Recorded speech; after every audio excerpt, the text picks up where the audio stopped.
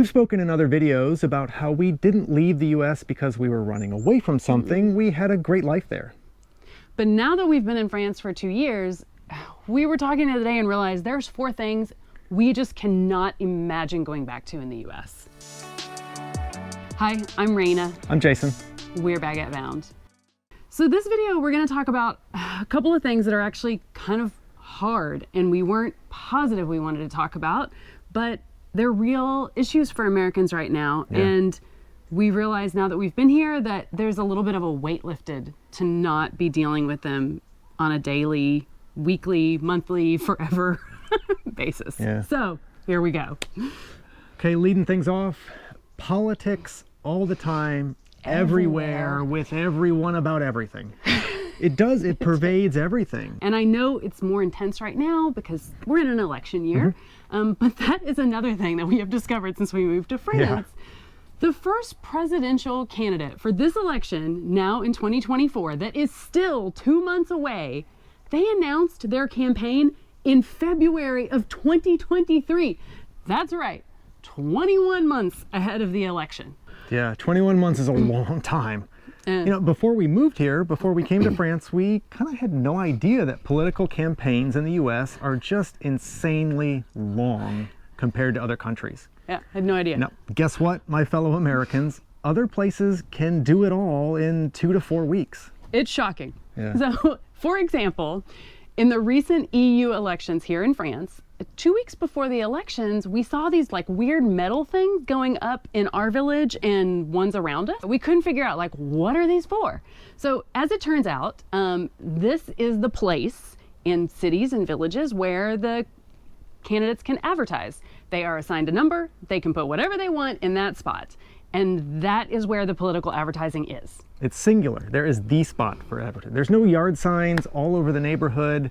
You aren't bombarded with political adverts all the time on the radio, the TV. No, there's a rogue poster I saw here and there every once in a while, but that was it. And people do absolutely discuss things. Yeah, and people are very politically engaged. A lot of our local friends did go vote on the Sunday of the election. Yep.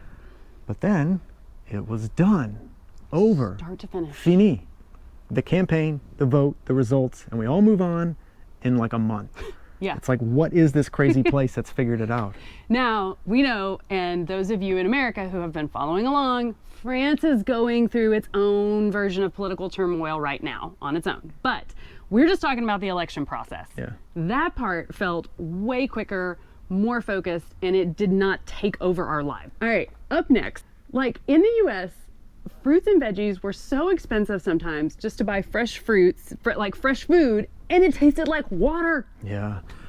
Now, one incredible thing about the US grocery stores is that you can generally get almost anything you need any time of the year. This is the beauty of the US. It kind of seems incredible. You're making a strawberry shortcake in December, that is absolutely no problem. You can always find strawberries. You can probably find the gigantic ones. Yeah. But no matter what you get, no matter what time of year, it's probably going to taste like water and cost you $8 a carton to go home with them. So, I mean, here in France, we've noticed you literally just will not see some things, especially at the market, but even at the grocery stores, out of season. But when it's here, you can bet it's going to be amazing, and the price is usually pretty good.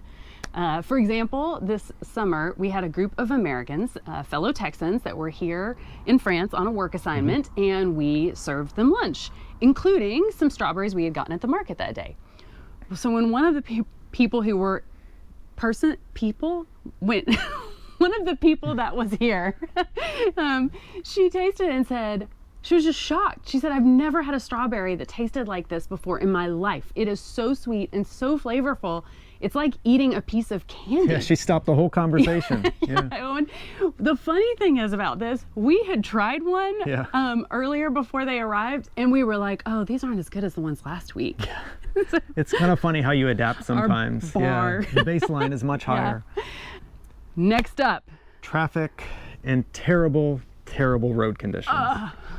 You know, in the US, they've got they're famed for those huge, soul-sucking 8-lane highways, and no matter how big they get, maybe it's 10, maybe it's 12, you still always seem to be full. There's never anywhere to go. You survived through the 8 years of construction to to build it, and then as soon as it's open, it's just full. I mean, you're just surrounded by cars on all sides on these to the things. left, to the right, in front, behind. Yeah. And sometimes you think, maybe I'll just pay the toll and get on the toll road instead. But it's packed too. Yes, it is. So the worst part, I think, is when you can't even leave the highway because it's so packed. I just want to get off of this thing, but there's so many cars, I can't go to the left. like you're in a parking lot. I can't get to the right. Yeah. I know if I turn on my blinker, the guy's going to move up. Maybe I've got to try to sneak in. How am I going to do this? Oh, goodness. Yeah. So that's one thing, like the intensity of the traffic, but also the road conditions. We lived in a major U.S. city in a fairly wealthy area of central Houston, and the road conditions were ridiculously bad. For 15 straight years. Yeah. And I mean, a few years ago, it was so bad that there was a study that was done that reported people who own cars in Houston, on average, have to spend $1,900 more a year just to account for the vehicle wear and tear from driving on streets in such poor condition. And I mean, I just remember the thing that I kept asking myself when we lived there was, how is this possible when we're paying $6,000 a year in property taxes on a tiny townhouse? Like, where is it going? I know. It's not that there is no traffic here in France. We've definitely been caught in rush hour in some of the bigger towns like Bordeaux. That's no fun. That's no fun at all, no. But the scale and feel is just completely different. Right, yeah. I mean, we're also like just constantly amazed at the good condition of even the tiny roads in the middle of nowhere through the vineyards where we live. We don't even know how they do it. Yeah.